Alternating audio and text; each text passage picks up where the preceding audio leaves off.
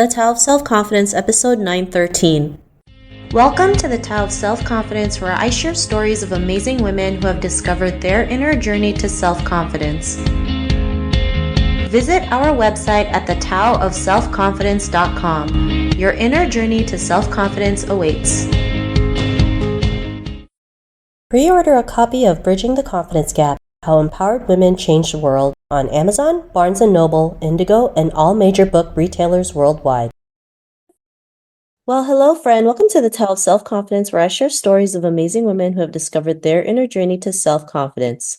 I'm your host today, Sheena Yap Chan, and today I have a phenomenal woman on the show today. She's a Toronto-based multi-hyphenate artist with a dynamic career spanning acting, martial arts, and content creation, and I'm super excited to have her on today. So without further ado, I'm going to introduce you to Hiromi Okuyama. Hiromi, how are you today? Maybe you can fill in a little bit more about yourself to the listeners. Hi, Sheena. I'm so honored to be here. I've been a fan of yours forever. So it was really an honor when you asked me to interview me for this podcast. And I love your book, by the way. So my name is Hiromi Okuyama, and I have been an actress for over 30 years. I'm also a martial artist, and I've been so blessed to learn martial arts on both sides of my family, my maternal and paternal, which we can talk about later. I'm a content creator. My main platform is TikTok, although I haven't been on it as much lately. And I have like 50 million views on that. And also I have Instagram, LinkedIn. I'm a content creator, as I mentioned, and I am a new LinkedIn learning instructor with a course on LinkedIn learning. Awesome. Well, thanks for sharing that. And that's amazing. You've been able to create so many content and also being the face of Clubhouse, which is really awesome. And really glad that you're here today. Really honored that you're here today. And Hiromi, what's your cultural background? Yes. Okay. So my name, Hiromi Okuyama, is Japanese. My father is from Hachijojima. It's an island off Tokyo, Japan, and he was born and raised there. And my mom, she is actually from Hong Kong. So I grew up with a actually very Hong Kong background because all of my Chinese family are in Toronto, whereas all of my Japanese family, most of them are in Japan.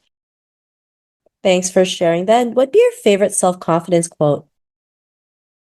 Okay, I hope this isn't too much of a long-winded question answer, Sheena, because your book and following you and your philosophy actually changed it, and I'll tell you why. So originally, it was confidence is unattainable without humility, but I changed it because I'm sure it wasn't written by an Asian person. And after reading your book and following you and being part of your community, I realized that even though I understand the gist of that quote, it does have kind of a little bit of a negative connotation within the Asian, us growing up as Asians, because we're always told to be too humble. So I actually changed it. I understand it's not about ego, but I actually changed it to, and it's my own quote, never underestimate anyone, especially yourself. That's mine. I love that, especially as Asian women and just in women and just women in general, we tend to underestimate ourselves all the time. Even though we're 110% capable, something always holds us back. That's why I wrote my next book coming out, Bridging the Confidence Gap, because we still face a huge gap for men. And it's important to learn to overcome, our own insecurities, how we perceive ourselves, knowing our worth, so that we can go out there and be the person that we're meant to be. So I love that quote that you mentioned. And in your own words, how do you define self-confidence? In my own words, I define it as knowing who you truly are and being very self aware and loving yourself so that you can present yourself outwardly as a positive and loving person. And I feel that's the most confident, what I see as confident in people. Thanks for sharing that great definition. And Hiromi, what was your life like before you discovered self-confidence? I actually struggled with this question because, I'm 51 and I had a whole life before, and I actually, regret a lot of things. I wish I could have done better in my teens and 20s. And I just realized that I didn't make the best choices. And that actually comes from a very big source of insecurity. And it's not really from my parents because my mom is one of the most amazing moms in the world. It's more of our upbringing and how we were brought up and the negative kind of environments that Asians face in North America. So I felt that that insecurity made me like not confident and project negatively towards other people. And then when I realized that, it took a lot of self reflection, meeting people like you, reading books like yours, going into a psychology, like getting mental health help, that I realized that, this is how I can be more confident as being and loving myself and who I am. Thanks for sharing that. I mean, that's what most Asian women go through, right? The upbringing, background, very rigid like rules and traditions that we have to follow. And sometimes there's certain traditions that doesn't make sense for us, right? But we follow it and never question it. And so that also hurts us. And I'm not saying all traditions are bad. Of course, there's good ones as well. But we also have to think, why do we do certain things? Does this help us? Does this hurt us? What is the origin from it? And so, like you mentioned, right, like upbringing can really take a toll on us, can really hurt our own self-esteem, make us feel small.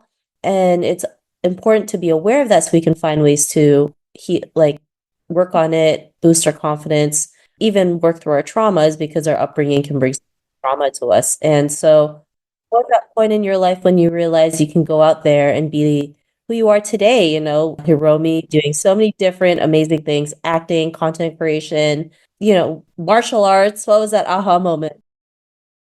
I'm not sure if there was like one definite aha moment because for me, it has been a journey. And I do want to say, when you're talking about upbringing, I understand there's a lot of intergenerational traumas too. And my mom, I know she tried her best, but she had a lot of insecurities, passed down from her family and all like a lot of Asian mothers do. So I think it's even harder with us having that and growing up in a Western society. So I just wanted to kind of being Asian and growing up in a Western society brings in a different or even more layers on top of that, right?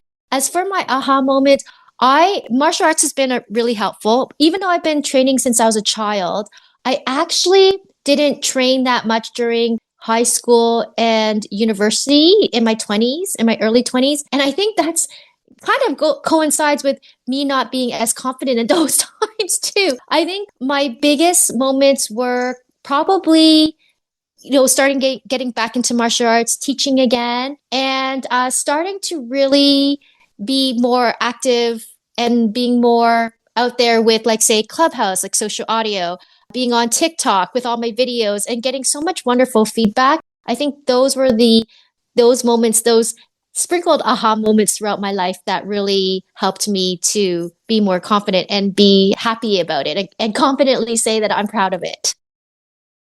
Thanks for sharing that. I love how you mentioned that you went back into teaching and doing martial arts because a lot of people would fall off from something. They think it's over, they can't get back to it. Yet you're here doing that, being able to teach, being able to show others, to have that confidence to go out there and take care of themselves, learn a new skill. And it's really important, right? I mean, I think martial arts is probably a life skill every woman should have, and then going into social audio, right? When Clubhouse was big, you featured in it. And, it doesn't matter what age you start at. It's just about starting and making something out of it. And you made something out of it. And because of that, what's your life been like now?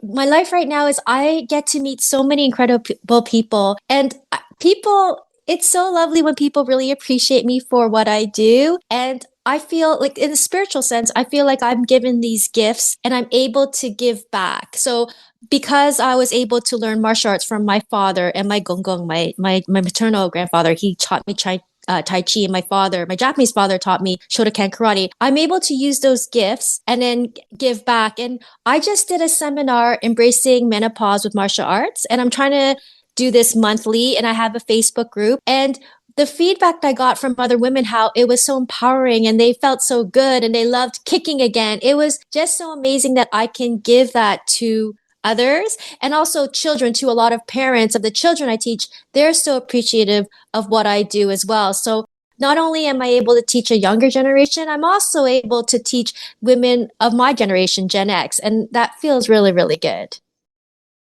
Thanks for sharing that. And I love how you use martial arts to empower menopause, right? Because menopause has been seen as a taboo. We don't talk about it.